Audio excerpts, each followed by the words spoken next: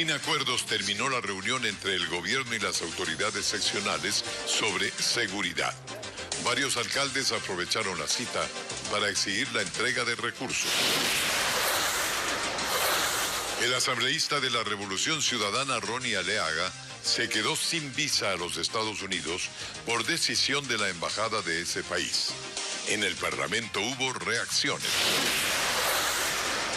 El presidente del Consejo Directivo del Instituto Ecuatoriano de Seguridad Social, IES, Francisco Cepeda, renuncia al cargo, aduce dificultades para dirigir la entidad y problemas de salud. Mingas de limpieza y recolección de escombros tras las inundaciones en el Tambo, Cañar. El cantón fue declarado en emergencia por los deslaves.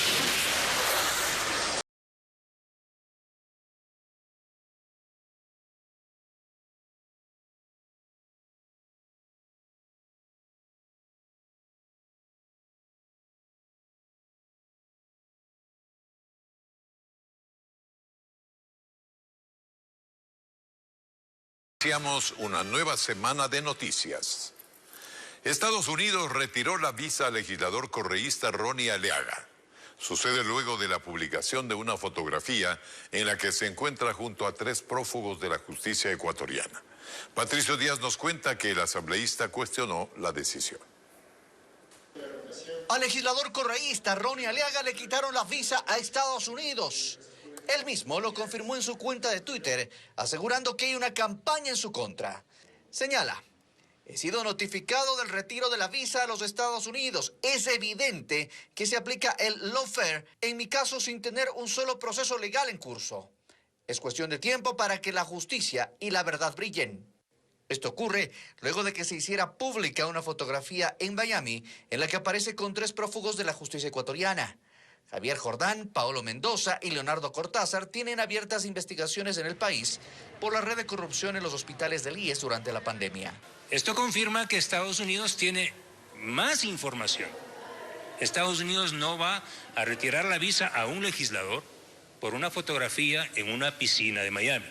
Aquí hay lazos comunicantes con estructuras que están siendo investigadas a nivel internacional. Jamás he creído que el retirarle la visa a una persona o darle visa a una persona es sinónimo de honestidad.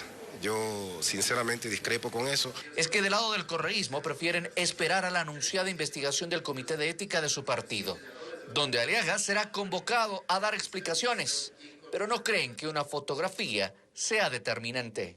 Una foto no es muestra de ningún delito. Mi posición es la misma. El presidente Correa lo que ha dicho es que es menester que el Comité de Ética haga una evaluación. Sobre esa fotografía, la semana pasada, Ronnie Aliaga únicamente se pronunció mediante un comunicado, en el que señaló que fue una reunión familiar de su novia, a la que acudió Javier Jordán. Pero el presidente de la Asamblea tiene la obligación de exigirle una respuesta documentada. Tiene que ser investigado por el Parlamento. Villavicencio resalta además que sería el primer caso en Ecuador de un legislador a quien Estados Unidos le retira la visa. Javier Jordán, prófugo en Miami, Estados Unidos, a cuya fiesta de cumpleaños dice que asistió el asambleísta Ronnie Aliaga, está investigado por una red de corrupción en la provisión de insumos médicos a hospitales del Ecuador. Este escándalo estalló durante la pandemia y motivó decenas de procesos judiciales, según la Fiscalía. Francisco Garcés resume los casos. La compra de fundas de cadáveres con sobreprecio en el Hospital Teodoro Maldonado Carbo durante el peor momento de la pandemia hizo estallar el escándalo de corrupción en las compras de los hospitales. Ahí apareció el nombre de Daniel Salcedo y su relación con varios miembros de la familia Bucaram. Empezaron también a develarse nombres de decenas de empresas que participaban en el entramado, y una de ellas, Dimarla, que entre 2018 y 2019 pagó pasajes para Dalo Bucaram, Daniel Salcedo, Karina Cadena, Pablo Mendoza y Federico Senk a diferentes destinos, entre ellos Miami, Madrid, París, La Habana y Londres. El dueño de Dimarla y al menos 5 empresas más era Javier Jordán Mendoza, quien aparece en esta foto tomada el 18 de abril en Miami, Estados Unidos, en donde está con el asambleísta correísta Ronnie Aliaga y también con Pablo Mendoza, dueño de al menos otras 5 firmas con las que se negociaba insumos médicos. Javier Edmundo Jordán Mendoza, quien tiene varias causas a su haber por delincuencia organizada, por receptación aduanera, por abuso de confianza. No hemos podido avanzar a las siguientes etapas porque ellos se encuentran prófugos. Según la investigación de la Fiscalía, Jordán Mendoza y Karina Cadena constituyeron una de las aristas empresariales que se encargaban de gestionar convenios de pago en el Teodoro Maldonado Carbo y en el Hospital de los Ceibos en Guayaquil. La fotografía demuestra también la cercanía entre Jordán y Mendoza, quien fue accionista de Biosalud, de la que también fue propietario Mario Paredes Álava, quien con esta y otras empresas recibió contratos de hospitales por más de 47 millones de dólares. Son procesos propios de los jueces.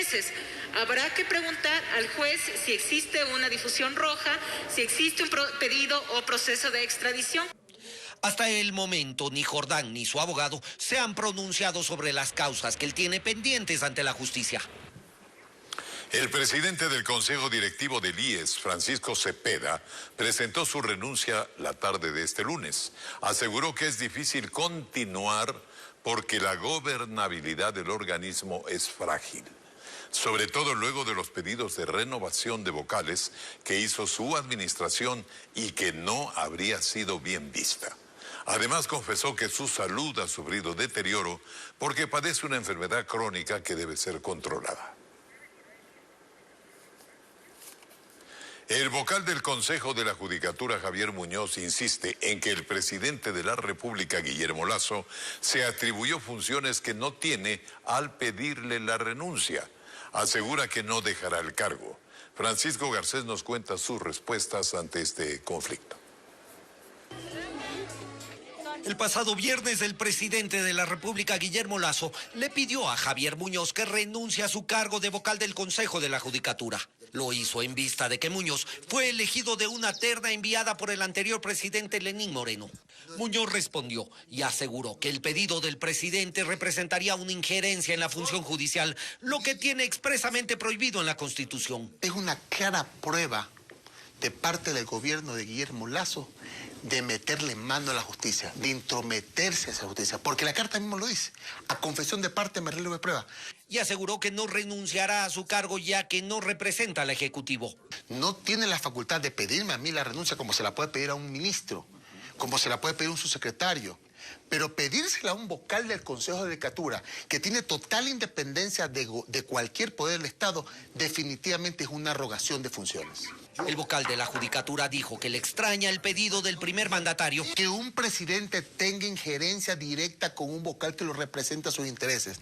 Tendríamos un presidente que cuando algo no le gusta, podría perseguir judicialmente a cualquier persona. Para el constitucionalista André Benavides, la disputa entre el presidente y el vocal Muñoz no debería entenderse como una ruptura de la independencia de las funciones. Me parece que es un desatino tanto del presidente de la República como del vocal del Consejo de la Judicatura que mutuamente se pidan la renuncia. Lo que debería haber hecho el presidente Lasso es disponer o sugerir al bloque que tiene la Asamblea Nacional para que inicie con el procedimiento de juicio político, porque ese es el camino regular. La pugna entre Lasso y Muñoz, según el especialista, solo es un capítulo más de la disputa que hay en la misma Administración de Justicia, tanto con el Consejo de la Judicatura como con la Corte Nacional, el primero sin un presidente definitivo y la Corte con uno suspendido. Este lunes se realizó el primer encuentro nacional por la seguridad, con alcaldes, prefectos, gobernadores del país, a quienes el gobierno pide que se sumen a la lucha contra la inseguridad. A la cita convocada por el presidente Guillermo Lasso asistieron aproximadamente 300 autoridades seccionales, quienes en esta ocasión también demandaron la entrega de recursos económicos. Pau Romero con el reporte. El primer encuentro nacional por la seguridad se realizó este lunes en la Escuela Militar Eloy Alfaro de Parcayacu. A la convocatoria del gobierno asistieron alcaldes, prefectos de diferentes organizaciones políticas que se saludaron con efusividad. Se tomaron fotos antes que ingrese el presidente Guillermo Lasso al salón principal del recinto militar. Cintia Viteri, alcaldesa de Guayaquil, una de las ciudades más afectadas por la violencia criminal, expuso un letrero con un mensaje al gobierno, mientras que en los exteriores de la escuela militar se ubicaron vehículos y agentes del municipio de Guayaquil. La alcaldesa llegó a Quito hasta con camionetas y vigilantes destinados a la seguridad de Guayaquil. A la convocatoria del Ejecutivo asistieron aproximadamente 300 autoridades seccionales. La inédita reunión fue presidida por el mandatario, los ministros del Frente de Seguridad y otras autoridades de Estado. La reunión duró poco más de 2 horas. El presidente Lasso la consideró positiva para hacerle frente a la inseguridad. He sido muy claro, he extendido la mano y he dicho aquí, no se trata de señalarnos unos con otros. Aquí los ecuatorianos debemos actuar como un puño, todos unidos, para enfrentar este enemigo que ya ha golpeado a una generación de niños y jóvenes ecuatorianos que han caído en el consumo de las drogas. Pero según Viteri, no existieron acuerdos. Entramos como salimos, exactamente igual. El gobierno reconoció que el tema seguridad le compete a él. Y reconoció también que nuestra única función como alcaldías y prefecturas era coordinar con la Policía Nacional y que los demás alcaldes y prefectos, incluyendo la ciudad a la que represento, se les debe las rentas y el IVA. La alcaldesa de Esmeraldas, otra ciudad azotada por la violencia, también hizo cuestionamientos. Un plan de obras a Esmeraldas que ha sido negada, que teniendo los activos principales del país, ha sido negado 43 años a Esmeraldas. En esta cita, los alcaldes y prefectos demandaron del gobierno recursos económicos. El concepto de devolución de IVA está cruzado, contrastado, legitimado alrededor de $40 millones. Sin embargo, aún queda por conciliar con el Servicio de Rentas Internas y con el Ministerio de Finanzas alrededor de unos 60 millones adicionales. Pero según el presidente, los gobiernos seccionales tienen recursos que no los invierten. Que los GATS, los municipios y prefecturas tienen más dinero que el gobierno central. 2.200 millones en el Banco Central. Y le he dicho, gasten, inviertan bien. Prioricen el agua potable y el alcantarillado. Otros alcaldes fueron más conciliadores con el Ejecutivo. Así terminó el primer encuentro por la seguridad, sin resultados específicos, ni fecha para nuevas reuniones. Esperemos que se concrete algún acuerdo en pro de la seguridad de todos los ecuatorianos frente a la violencia que está desatada en muchas provincias. Los alcaldes tienen la obligación de comprometerse con el gobierno en esta lucha. Es verdad, el gobierno tiene la responsabilidad, pero necesita el apoyo de todos. Si no, no funciona esto. Seguiremos con más crímenes y más violencia en los días que vienen. No puede ser. Jóvenes de 13, 15 y 20 años de edad fueron asesinados en Esmeraldas. Uno de los menores presuntamente salió armado en una foto en redes sociales. Merino Ochoa nos informa que las víctimas pertenecerían a una organización narcocriminales. 12 personas fuertemente armadas acabaron con las 3 víctimas. Luego de ser acribillados, los cuerpos quedaron en la calle del sector Vallehermoso de Esmeraldas la mañana del sábado. Según los testigos, 12 hombres estaban escondidos entre los matorrales. Minutos después llegaron las 3 víctimas en una moto cada una. Se estacionaron y fueron acorralados por los sujetos armados, quienes en cuestión de minutos los asesinaron. Estas personas pertenecían a una organización criminal. Hay ciertos comentarios de la gente que estaba cercano a ellos también, de que uno de las personas que iban en esta motocicleta también había participado en el múltiple asesinato de una familia, donde murieron 7 personas, incluido un infante. Las víctimas tenían 13, 15 y 20 años. Se investiga si el adolescente de 13 años es el mismo que aparece en una fotografía posando con un arma de fuego. La imagen se hizo viral en redes sociales hace varios días. La policía recalca que la vinculación de menores de edad en estas organizaciones delictivas es preocupante. Tenemos que trabajar con los niños de 7, 8, 9, 10, 11, 12, 13, 14 años, porque lamentablemente son captados por sicarios, son captados por gente que se maneja en un mercado ilegal. Un entorno narcocriminal. La psicóloga clínica y coordinadora de docencia del Instituto de Neurociencias dice que estos niños y jóvenes son víctimas de una sociedad violenta. Son niños y adolescentes que están abandonados, que no tienen personas a quien acudir. Lo único que tienen para su protección es entrar a este tipo de bandas para tener este sentido de pertenencia y sentirse protegido. Una de las provincias más afectadas por la ola criminal es Esmeraldas. De enero a junio del 2021 se registraron 49 asesinatos, mientras que en el mismo periodo del 2022 ya van 199 muertes violentas. Los uniformados aseguran que el 80% de los casos están relacionados al crimen organizado debido a la venta y consumo de drogas. Mañana en el Pleno de la Asamblea se daría la votación del proyecto de ley que norma el uso legítimo de la fuerza en el país. Y aunque el tratamiento se encuentra en una etapa decisiva, existe aún un cuestionamiento, sobre todo dentro de las filas policiales, quienes aseguran que hay puntos que no están claros o puntos que deberían incluirse. Carla Delgado nos cuenta. Este martes en el Pleno se decidirá sobre el proyecto de ley del uso progresivo de la fuerza. Allí quedaron aún pendientes algunas intervenciones y se espera luego la votación de los legisladores. Esto tiene expectantes sobre todo a las filas policiales. El general Fausto Olivo cree que si bien la norma será un aporte importante para garantizar el accionar de los uniformados, aún quedan puntos que deben ser aclarados. Y algunas preocupaciones todavía persistentes en cuanto a ciertos principios que podrían ser todavía de alguna manera no muy precisos, no muy claros, y hemos pedido principalmente principios como la discriminación que puedan ser considerados no dentro de los principios de uso de fuerza letal, sino como principios generales. Desde el Frente de Protección de Policías y Militares creen que hay un aspecto que no se ha considerado en el articulado, con el que la ley seguiría siendo frágil, indican.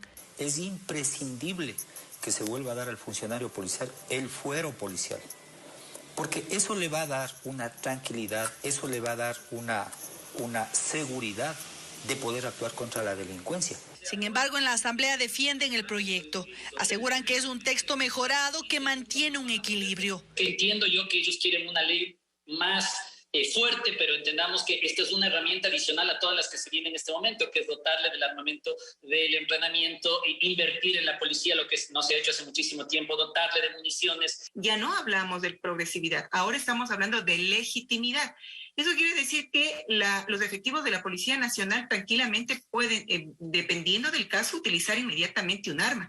La norma tiene como fin regular la aplicación del uso progresivo de la fuerza por parte de servidores policiales y militares en sus operaciones y amparar por vía legal la labor que ejecutan. Para aprobar el proyecto se necesitan al menos 70 votos afirmativos. Más noticias. Más de 1.300 damnificados y 51 fallecidos es el saldo negativo que deja el invierno en lo que va del año en el país, según el Servicio de Gestión de Riesgos. Los deslizamientos de tierra e inundaciones son las emergencias más frecuentes en la región sierra.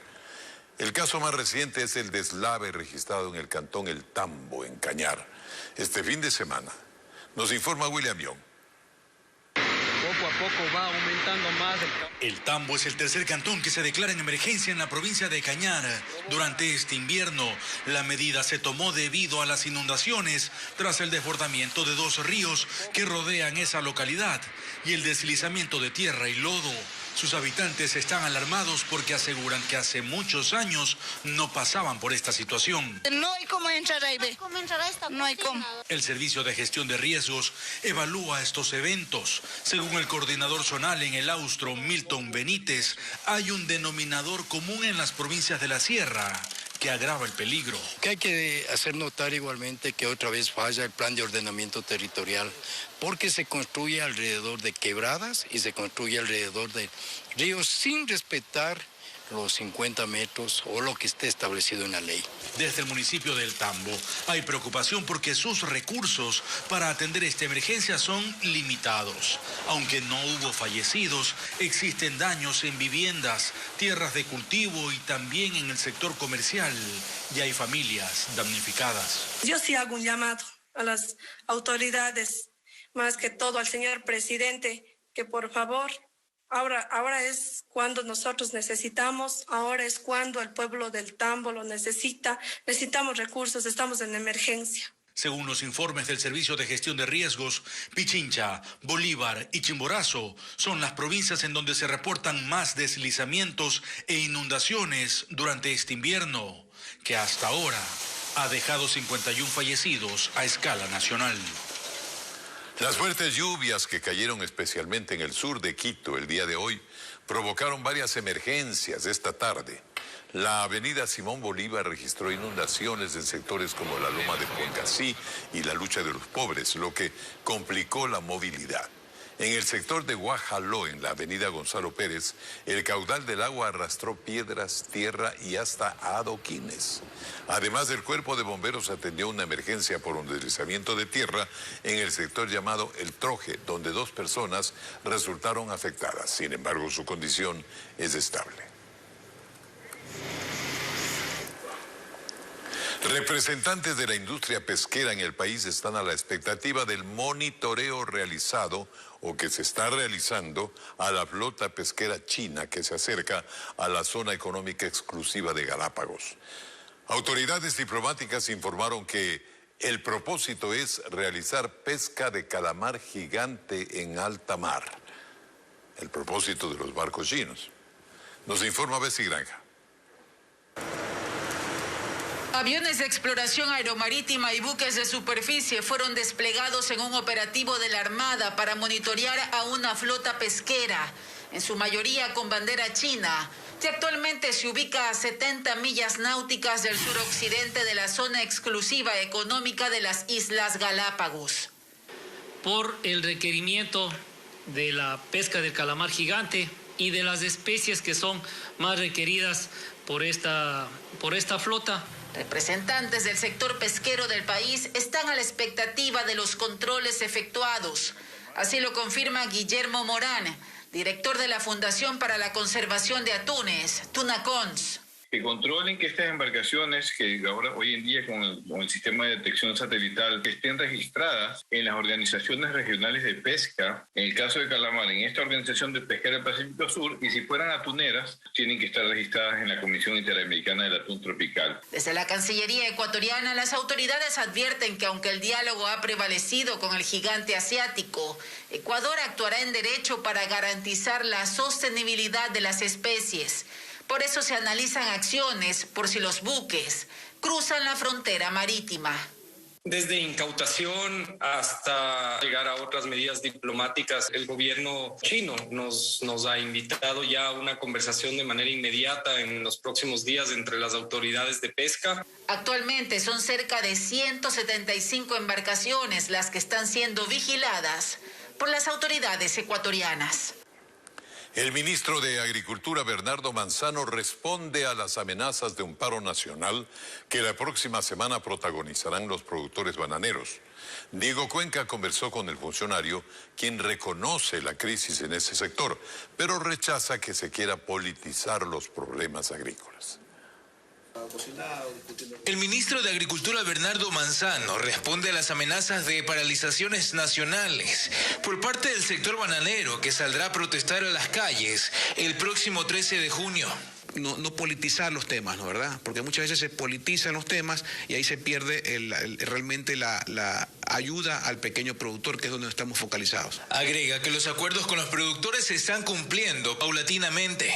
En tan poco tiempo hemos hecho un trabajo bastante exhaustivo, estamos preocupándonos por ellos, estamos reuniéndonos constantemente y creo que siempre el diálogo es lo más importante para nosotros. Pero persiste el incumplimiento del precio oficial de la caja de banano, que está en $6.25. Porque realmente hemos estado recibiendo por la caja de banano precios de miseria, de $1, $1.25, $2, $3 por determinados exportadores. Esa cartera de Estado ya detectó a 4 empresas exportadoras que estarían aprovechándose de los precios. Sí ha habido exportadoras que son golondrinas, que van y vienen y causan perjuicios, ¿no? ¿Verdad? Y también del otro lado, los productores también debemos firmar contratos para poder estar en regla. Los exportadores señalan que el problema sigue siendo del mercado internacional. Se han dejado de exportar alrededor de 3.074.000 cajas este 2022. ¿Y por qué hago énfasis en esto? Porque esa fruta, más del 90% estuvo contratada.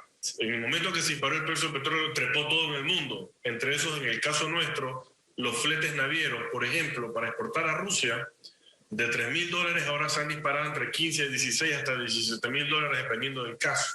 Para buscar una solución, las autoridades proponen un consejo consultivo en el que participen todos los involucrados en la cadena productiva y comercial del sector bananero, actualmente afectado por la pérdida de 60.000 plazas de empleo. Decíamos, esta mañana se registraron largas filas afuera del consulado venezolano en Quito y en Guayaquil. Eran ciudadanos que buscaban gestionar su pasaporte, que incluso aseguraron haber esperado hasta 15 horas para iniciar el trámite. Esto ocurre luego del anuncio del gobierno ecuatoriano de regularizar a los ciudadanos de ese país. Carla Delgado con la noticia en Quito. Otros incluso alquilaron sillas para aguantar la larga espera. Desde las 5, la banca la alquilamos. La banca alquilada. ¿Cuánto alquiló? 50 centavos. Y es que la demanda de personas en busca del documento creció desde que el gobierno ecuatoriano anunció que regularizará a los... Como nos cuenta Bessie Granja. Desde el 2021, más de 5.000 reos han salido de la cárcel como parte de las medidas que se aplican para reducir el hacinamiento en el sistema de rehabilitación social.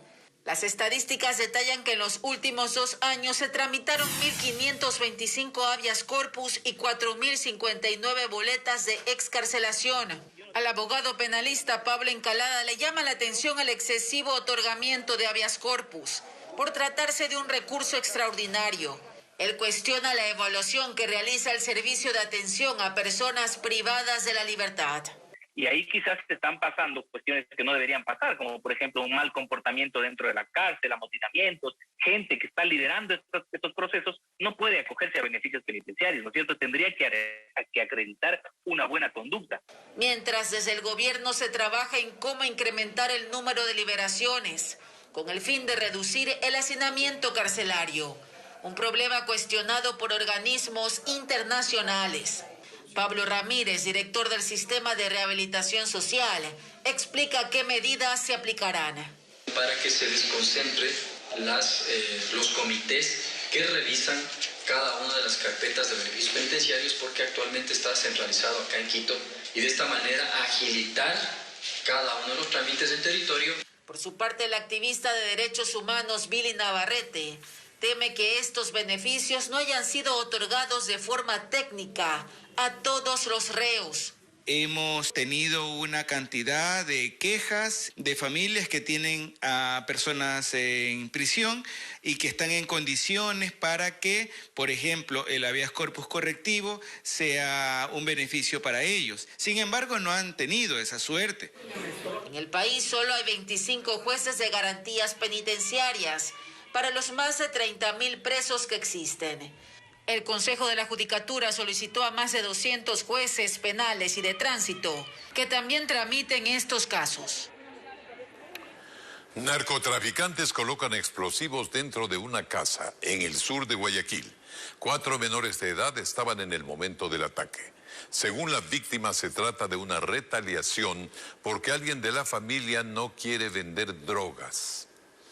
Así nos informa Merlin Ochoa. Sí, mira cómo voló la puerta. Domingo 11:30 de la noche y una explosión alarmaba a los habitantes de la isla Trinitaria en el sur de Guayaquil. Dentro de esta casa viven una mujer y sus 4 hijos. Según versión oficial, la niña de 11 años vio caer el explosivo prendido debajo de la puerta. La pequeña llamó a su madre y a sus 3 hermanos de 13, 16 y 18 años. Todos se escondieron debajo de una cama. Segundos después, la detonación ocasionó que la puerta se desprenda y caiga 5 metros dentro de la casa. Bueno, antes de eso, a cada rato venían a tocar la puerta preguntando por el papá de mis hijos. Ellos creían que él estaba ahí, tal vez para hacerlo salir o algo. La mujer aclara que su pareja se fue del inmueble porque los narcos lo estaban obligando a vender drogas. El incidente dejó daños materiales en la vivienda y también en los carros que estaban estacionados cerca. Aún no explotaba. Llamamos a nuestros familiares y al ECO 911, pero no llegaron a tiempo. Y cuando ellos llegaron ya había explotado todo. Ninguno de mis hijos salió herido ni sufrió ningún daño. La policía asegura que la modalidad de los narcotraficantes es reclutar personas para el micromenudeo, es decir, vender cocaína y heroína en la mayor cantidad de barrios. La Policía Nacional tiene lo que es el botón de pánico, activarles a ellos para que ellos puedan llamar a la policía. También se coordina con Fiscalía porque existe el programa de protección de víctimas y testigos. Por la explosión en la isla Trinitaria, aún no hay detenidos. La Cámara de Comercio de Quito lanzó una campaña para fortalecer la seguridad en la ciudad. El objetivo es coordinar con todos los sectores para que cada uno colabore en el objetivo de tener una capital más segura.